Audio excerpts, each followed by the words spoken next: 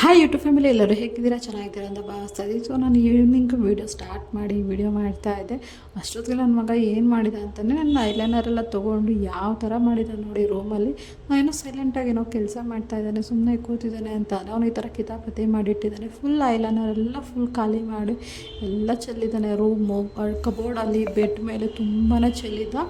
ಹಂಗೆ ಅವನ್ನ ಸ್ವಲ್ಪ ಹಂಗೆ ವಾಶ್ರೂಮಲ್ಲಿ ಬಿಟ್ಬಿಟ್ಟು ಹೋಗಿ ಸ್ನಾನ ಮಾಡಿಸಿ ಅವನು ಕೂಡ ರೆಡಿ ಮಾಡಿಟ್ಟೆ. ಈ ಥರ ಏನಾದರೂ ಒಂದು ಕಿತಾಪತಿ ಮಾಡ್ತಾನೆ ಇರ್ತಾನೆ. ಒಂದು ರೆಸ್ಟ್ ಮಾಡೋಣ ಅನ್ನೋಕ್ಕೆ ಟೈಮ್ ಇರೋಲ್ಲ, ವೀಡಿಯೋ ಮಾಡೋಣ ಅಂತಂದರೆ ಏನಾದರೂ ಒಂದು ಕಿತಾಪತಿ ಮಾಡ್ತಾನೆ ಇರ್ತಾನೆ.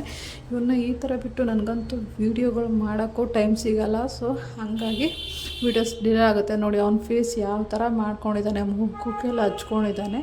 ಸೊ ಇನ್ನೊಂದು ಸಲ ಮಾಡ್ತೀಯ ಅಂತಾನೆ ಮಾಡಲ್ಲ ಅಂತಿದ್ದಾನೆ. ಅದಾದಮೇಲೆ ಅವನನ್ನೆಲ್ಲ ಫ್ರೆಶ್ ಅಪ್ ಮಾಡಿ ರೆಡಿ ಮಾಡಿ ಬಟ್ಟೆ ಹಾಕಿ ಸ್ವಲ್ಪ ಬಿಸಿನೀರು ಕಾಯ್ಸ್ಕೊಂಡು ಕುಡಿಯೋಣ ಅಂತ ಬಂದೆ.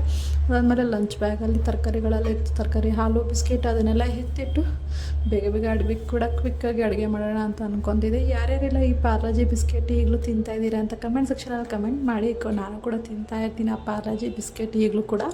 ಕಾಫಿಗೆ ಒಂದು ಟೈಮಲ್ಲಿ ಅದಾದಮೇಲೆ ಅವನಿಗೂ ಏನಾದರೂ ಸ್ನ್ಯಾಕ್ಸ್ ಕೊಟ್ಟು ಕೂರಿಸಿದ್ದೆ. ಅದು ಹಾಲು ಬಿಸಿ ಮಾಡಿಕೊಟ್ಟೆ. ಅವನು ಹಾಲು ಕುಡಿಯೋದೇ ಇಲ್ಲ. ಹಾಲು ಸ್ವಲ್ಪ ಜಾಸ್ತಿ ನಾನು ಸ್ಪೆಷಲ್ ಹಾಲು ತರೋದ್ರಿಂದ ಸ್ವಲ್ಪ ಜಾಸ್ತಿ ನೀರು ಹಾಕ್ತೀನಿ.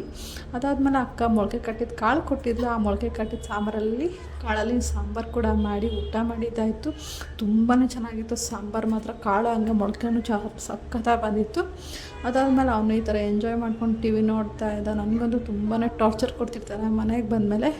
ಹಾಗೆ ಸಾಂಬಾರೆಲ್ಲ ಮಾಡಿ ಮುದ್ದೆ ಮಾಡಿ ಇವತ್ತಿನ ದಿನನ ಕಂಪ್ಲೀಟ್ ಮಾಡ್ತಾಯಿದ್ದೀನಿ. ಈ ವಿಡಿಯೋ ಇಷ್ಟ ಆಗಿದ್ದೆಲ್ಲ ಪ್ಲೀಸ್ ಶೇರ್ ಮಾಡಿ, ಹಾಗೆ ಸಬ್ಸ್ಕ್ರೈಬ್ ಮಾಡಿ, ಪಕ್ಕದಲ್ಲಿ ಇರ್ತಂತ